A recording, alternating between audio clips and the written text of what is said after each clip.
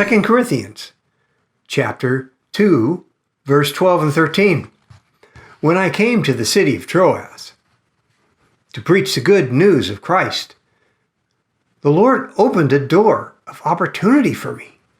But I had no peace of mind because my dear brother Titus had yet not arrived with a report from you, Corinthians. So I said goodbye and went on to Macedonia to find him. This is a very strange way to begin a discussion of your credentials as a minister of the gospel.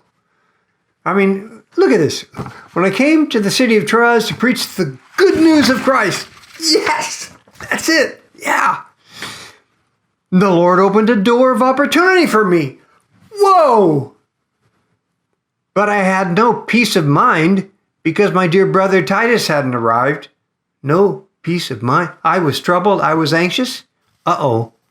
So I said goodbye and went on to Macedonia to find him. No, that's not the way you do it, Paul.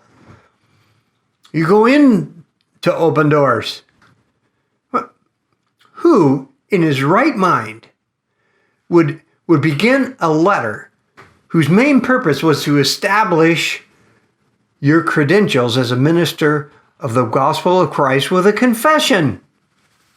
Who would share about a blown opportunity in the process of revealing the secret of his success? Who would admit to his own personal anxiety as keeping him from walking through a door the Lord had opened for him?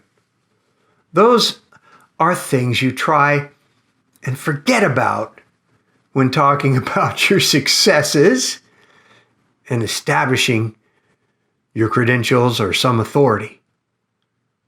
Who in their right mind? Who? Asked the owl of truth. Who? I'll tell you who.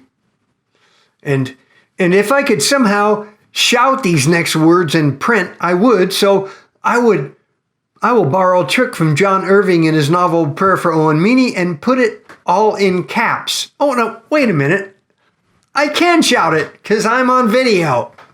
So here is who would do that. Someone who wants to make perfectly clear from the start that success in the ministry has nothing to do with him and everything to do with God. Do we need to say that again?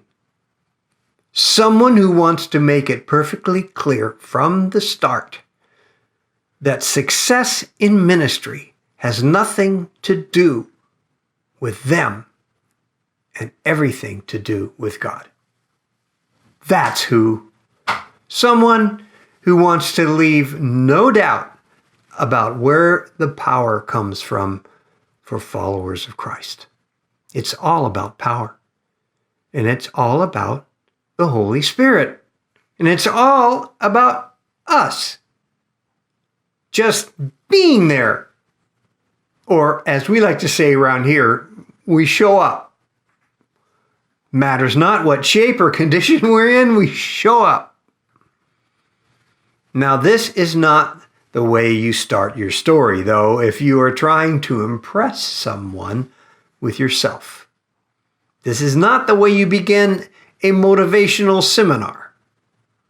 It's not the way you start a college football season by following up a brilliant win with a freshman quarterback with a more mediocre loss, and your freshman quarterback actually looking more like, well, a freshman, like USC this weekend, losing to Brigham Young. And yet, this is the way Paul starts his teaching on the New Covenant. Wait a minute, John. I'm sorry. I'm going to interrupt you on this one. You know, you're wrong. No,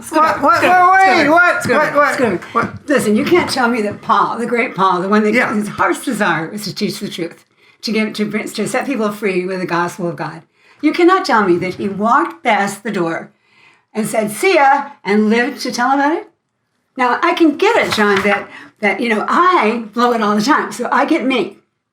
However, the reality is Paul's like you.